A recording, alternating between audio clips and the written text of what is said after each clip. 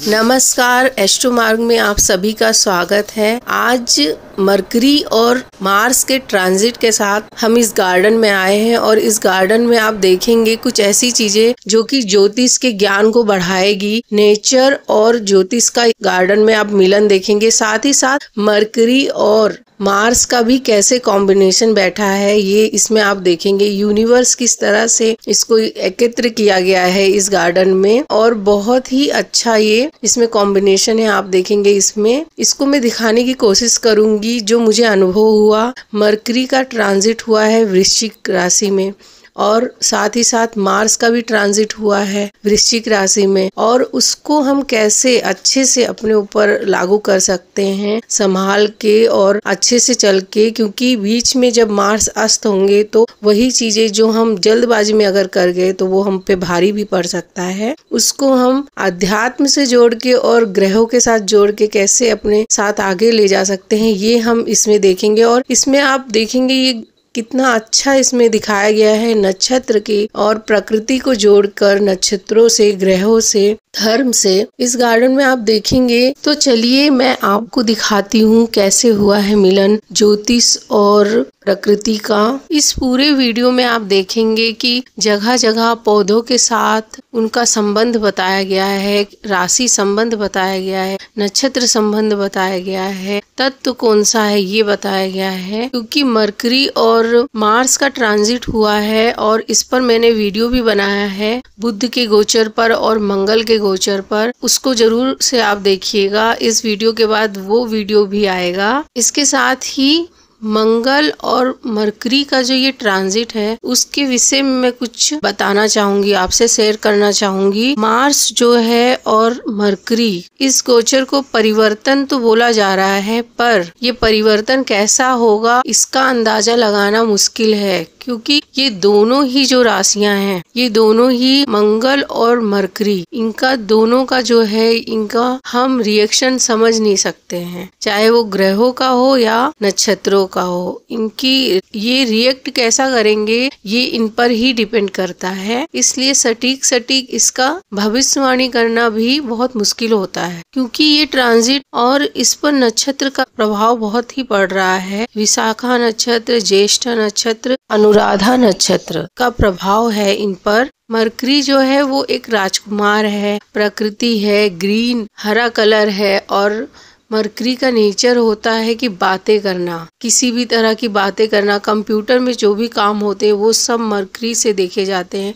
हमारी लिखावट, हम किस तरह से लिखते हैं वो भी मरकरी है। एक छोटा बच्चा भी मरकरी को रिप्रेजेंट करता है। जो संचार है, वायु तत्व है मरकरी, तो संचार का जो भी होता है, यहाँ से कहीं भी जाना, चाहे वो फोन हो चाहे वो कंप्यूटर हो, छोटी यात्राएं भी मरकरी के अंतर्गत आती हैं। वो सब कुछ मरकरी से देखा जाता है। और मरकरी अगर बात नहीं करेगा तो उसको जीना वो मतलब मरने के जैसा उसके लिए है। बच्चों की जो प्रवृत्ति होती है सब कुछ इकट्ठा करने की, चाहे वो नॉलेज हो चाहे कुछ भी हो, घर खाने की चीजें हो, और सब कुछ उनको जानना रहता है। उनका स्वभाव घूमना रहता है, उनको सब कुछ देखना रहता है, समझना रहता है। बच्चों की जो भी प्रवृत्ति स्वभाव है वो पूरा का पूरा मरकरी को रिप्रेजेंट करता है। और सब में एक बच्चा होना ही चाहिए जिसको हमेशा नॉलेज से, जिसका मन ही ना भरे, सब कुछ जानना, क्वेश्चन करना, हर चीज में सवाल करना, ये मरकरी का स्वभाव दिखाता है।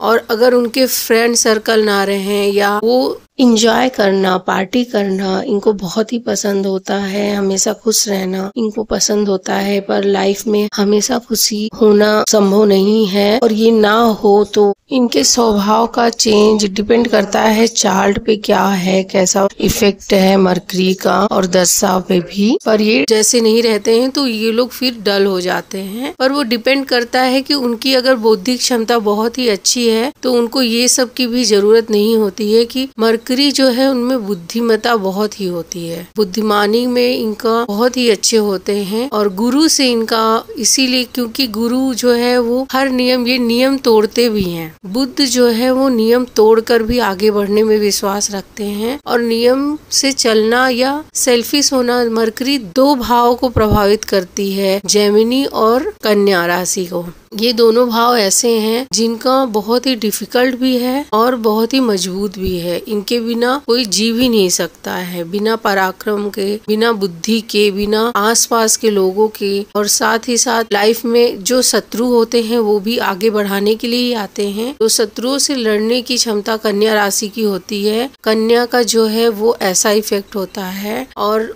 मार्स जो है उसमें मेष, आर्मी और खुद का सेल्फ कैसे होता है, सेल्फ के बारे में हम कैसे समझ सकते हैं, वो हम मंगल से देखते हैं। मंगल में ये दिखता है। वृश्चिक राशि जो है वो सडन, उसका जो नेचर है वो सडन का है, क्योंकि अष्टम भाव है। तो वृश्चिक का नेचर ही होता है बिच्छू वाला, डंक मारने जैसा। वो हमेशा सोचते रहते हैं क्या है क्या नहीं है, और वो रिएक्शन बहुत ही सडन देते हैं।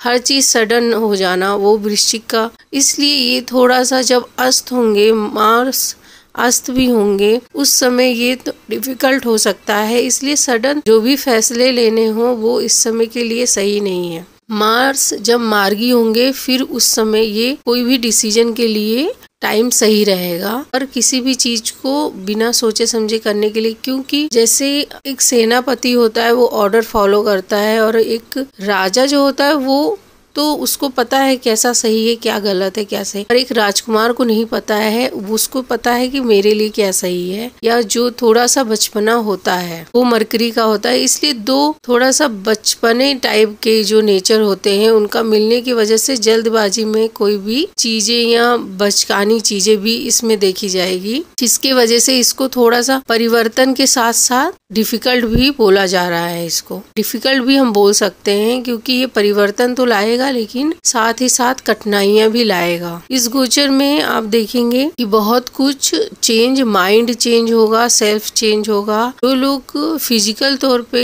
जो भी लोग फिजिकल तौर पर एक्टिव नहीं है वो लोग एक्टिव होंगे, एनर्जी आएगी, सबको अपने बुद्धिमत्ता इसमें ग्रो होगा, कुछ उसमें काम करने की लोग सोचेंगे। और जो लोग एक्टिव हैं वो और भी एक्टिव हो जाएं और उसको नियमित करें, और इसमें बहुत ही अच्छा ये टाइम हो सकता है सभी के लिए। इस गार्डन में आप देखेंगे राशि का, नक्षत्र का, तत्व का, प्लांट से कैसे, पौधों से कैसे संबंध है, इसको लिख कर और उसमें पेड़ को जितना संभव हो सका उन्होंने उस पौधे को, उस वृक्ष को लगाया है। और साथ ही मंदिर की स्थापना की है, जो है मंगल का प्रतिनिधित्व भी करता है। मंदिर मिट्टी मंगल के, पृथ्वी तत्व भी मंगल को दिखाता है, और जो ग्रीन है वो मरकरी को दिखाता है। और भी आपको इसके बारे में और जितना भी पता हो तो प्लीज मुझे भी बताएं इसके बारे में। इस वीडियो में जो दिखाया है कि सभी टाइप के पेड़ों को और नक्षत्र,